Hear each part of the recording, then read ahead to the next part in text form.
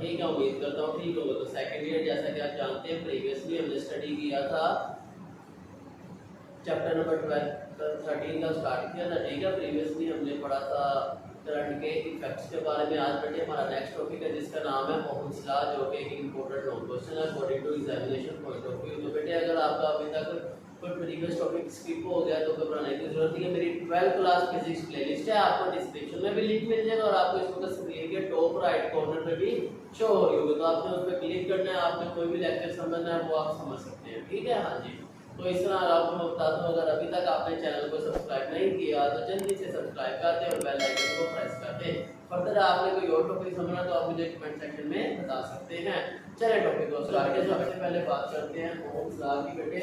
तो बेटा जी ये जो ओहम्स है ना, ये हमारा एक साइंटिस्ट था। ठीक है, ये आपको पता होना चाहिए कि ओहम था एक साइंटिस्ट था। इसने एक लॉ डिस्क्राइब किया जिसकी एक डेफिनेशन है। ठीक है, वो लॉ की एक डेफिनेशन है। वो डेफिनेशन क्या है आइए देखते हैं। तो बेटे बताया जाता है कि द अमाउंट ऑफ करंट,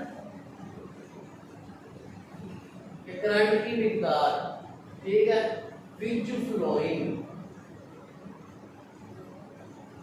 जो गुजर रहा है कहां से, थ्रू कंडक्टर, जो किसी कंडक्टर से करंट गुजर रहा है उसकी जो मिकदार है वो डायरेक्टली प्रोपोर्शनल है। इसके directly proportional to the potential difference. Potential difference के क्या है बच्चों, डायरेक्टली प्रोपोर्शनल है। क्या मतलब इस बात का, चलिए इसका मैथमेटिकल करते हैं। ठीक है, हाँ, तो इसका मैथमेटिकल भी देख लेते हैं।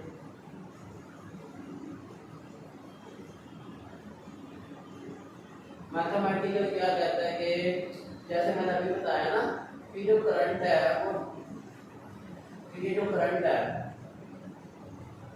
ये डायरेक्टली प्रोपोर्शनल है किसके, पोटेंशियल डिफरेंस के। मतलब ये करंट आ गया, ये डायरेक्टली प्रोपोर्शनल है किसके, पोटेंशियल डिफरेंस के। तो बेटे हमें पता है फिजिक्स में हम इक्वल का साइन लगाते हैं, प्रोपोर्शन खत्म करके कांस्टेंट यूज करते हैं। यहां हमने कांस्टेंट यूज किया है बच्चों आर।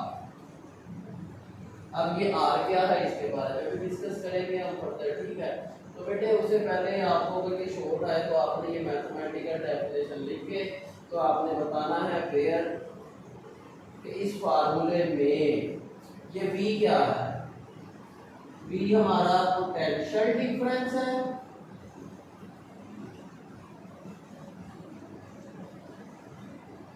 I हमारा करंट है और R क्या है, रेजिस्टेंस है। और बेटे इसका एक ग्राफ भी है ओहम्स लॉ का। ठीक है, जो कि आपको एमसीक्यूज में पूछा जा सकता है कि हमारे पास ग्राफ है। ठीक है, एक तरफ हमारे पास है करंट, एक तरफ है पोटेंशियल डिफरेंस। तो ये आपको पता है वैल्यू 0 होती है। तो इसका एक ग्राफ बनता है ऐसे स्ट्रेट लाइन, जो स्ट्रेट और with the increase of current potential difference also increase. ठीक है, जैसे जैसे करंट बढ़ेगा पोटेंशियल डिफरेंस भी बढ़ेगा। ये ओहमिक ग्राफ है जो ओहमिक बिहेवियर शो कर रहा है, जो ओहम लॉ को ओबे कर रहा है। ठीक है, याद रखो। तो शॉर्ट है तो आपको एटलीस्ट इतनी चीजें बताएंगे तो आपके 2 नंबर पक्के हैं। ठीक है ना, ये मैट्रिक नहीं है, सिर्फ डेफिनेशन लिख दी है, मैथमेटिकल का बता दिया काम हो गया। तो इतना आपने एटलीस्ट शॉर्ट में बताना है। तो साथ आप बता दें कि ये हमारा ओहमिक बिहेवियर है।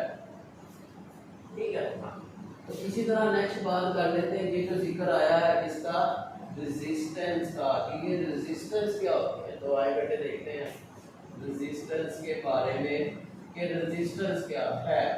तो बेटे रेजिस्टेंस आपने पढ़ा होगा है, रुकावट को बोलते हैं। ठीक है ना, तो इसकी भी एक डेफिनेशन है कि the opposition in the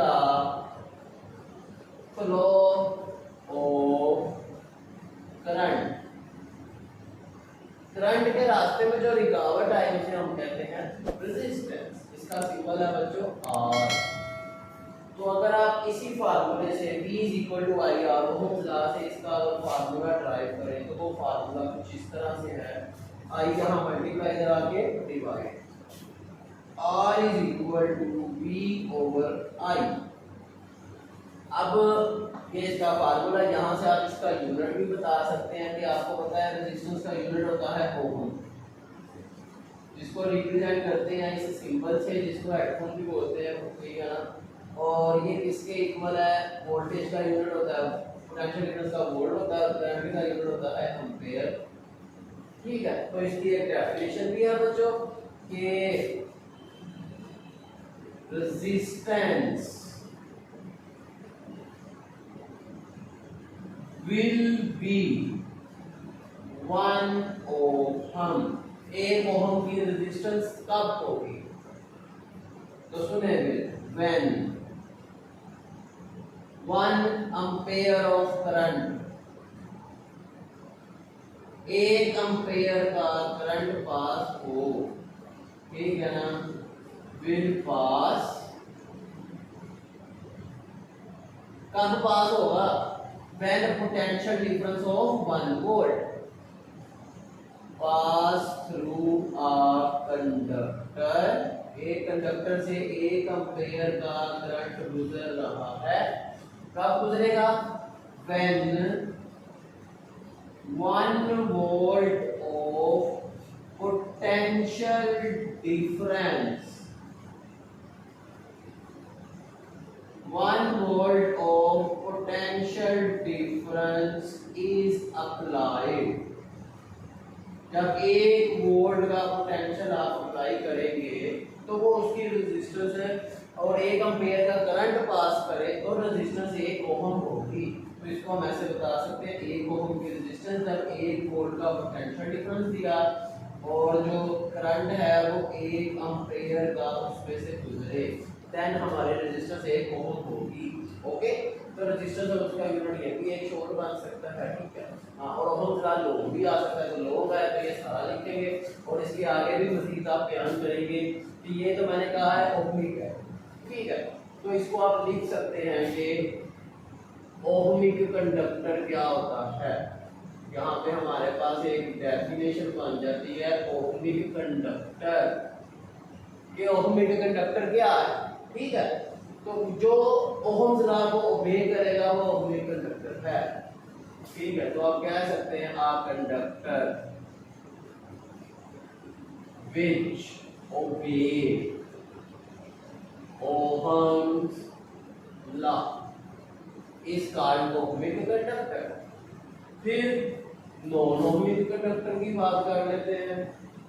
non ohmic conductor क्या होता है बच्चों, आए देखते हैं। तो नॉन ओहमिक कंडक्टर ऐसा कंडक्टर है, आ कंडक्टर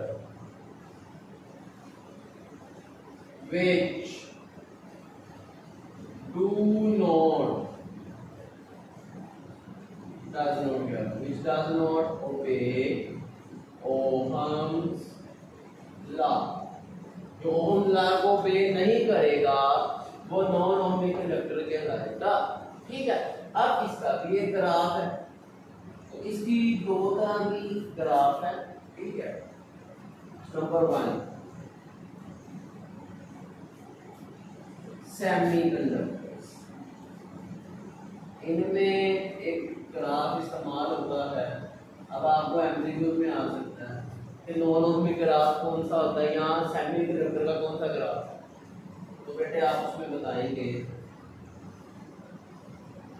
कि ये हमारा करंट का ग्राफ, ये वोल्टेज पोटेंशियल डिफरेंस, और इसमें अगर ये सीधा आ रही है लाइन और एकदम से ऐसे करंट बढ़ना शुरू हो जाए, वोल्टेज आपके कांस्टेंट हो जाए, वोल्टेज मजीद इंक्रीज ना करे, तो ग्राफ क्या कहलाएगा, सेमीकंडक्टर।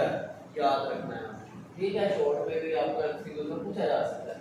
दूसरा आता है बच्चों हमारे पास फिलामेंट ऑफ बल्ब।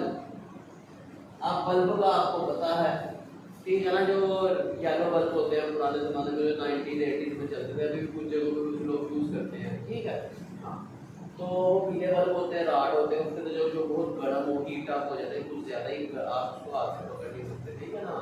तो बेटे उसमें क्या होता है, पहले देखते हैं। वो भी नॉन ओमिक है, ठीक है। तो ये करंट है, ये वोल्टेज है।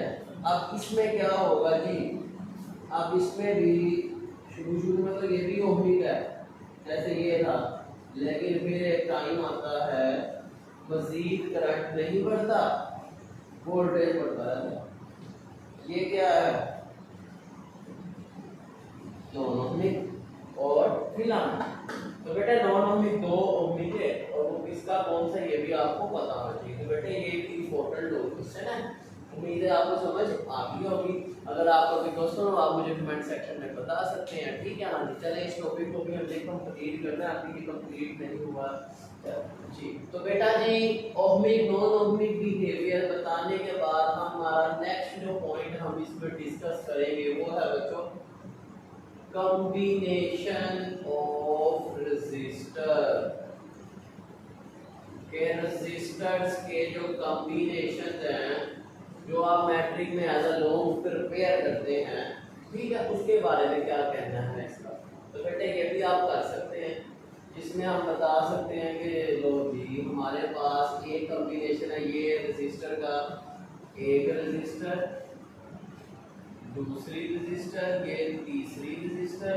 इन तीनों को हमने क्या किया जी, एक पैरेलल कॉम्बिनेशन में अटैच कर दिया, और एक हमने इनको पोटेंशियल डिफरेंस प्रोवाइड किया, स्विच को ऑन किया। ये है बच्चों पैरेलल कॉम्बिनेशन। तो इसको लिख देते हैं कि ये हमारा पैरेलल कॉम्बिनेशन है। और इधर हम सीरीज को बयान कर लेते हैं कि सीरीज कॉम्बिनेशन क्या होता है बच्चों, ठीक है। तो सीरीज कॉम्बिनेशन में हमारे पास 1 2 तीन रेजिस्टर हमने इस तरह कनेक्ट कर दिए, एक सोर्स के साथ, ये स्विच है, स्विच ऑन करेंगे करंट फ्लो हो जाएगा, ये सोर्स है, और ये resistor R1 R2 R3, similarly R1 R2 और R3, ठीक है। अब बेटा सीरीज में आपको मालूम होना चाहिए जो हमारा करंट है जो इस सोर्स का है वही तीनों रजिस्टर को मिलेगा, जबकि जो वोल्टेज है वो तीनों में डिवाइड हो गई, वोल्टेज इक्वल नहीं है, वो क्या हो गई, तीनों में डिवाइड हो गई, याद रखना। तो हमने पढ़ा है V equal to I R, अभी ओम्स लॉ पढ़ा है। तो अगर हम आई आर पुट करें सब में, तो R को हमने 1 2 3 बोला है, तो इसलिए वो और I हमारा सेम है, पहले शुरू में बता दी, इसलिए मैंने 1 2 3 नहीं लिखा। इस I को जब आप कॉमन ले तो अंदर बचा R1 R2 और R3, I यहाँ मल्टीप्लाई उधर जाके क्या हो जाएगा, डिवाइड हो जाएगा।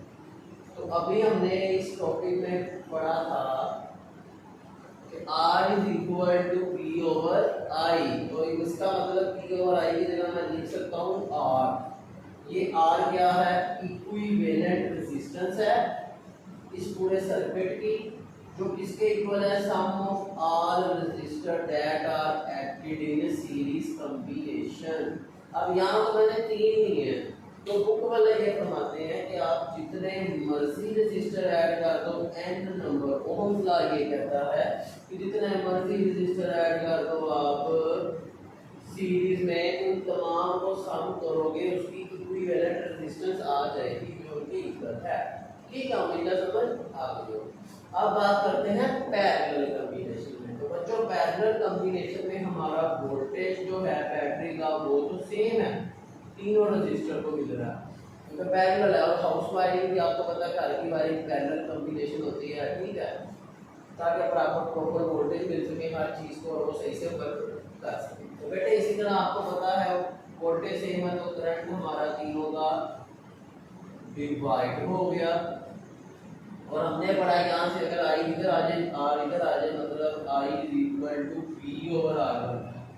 तो इधर से आप वैल्यू पुट करें, अगर V over R one, V over R two, V over R three, और इस v को कॉमन लेके इधर आके अगर हम डिवाइड करें, पहले कॉमन लेते हैं, 1 over R one, 1 over R two, 1 over R three, तो v मल्टीप्लाई इधर आके डिवाइड हो गया, तो ये 1 over R one, 1 over R two और 1 ओवर आर थ्री।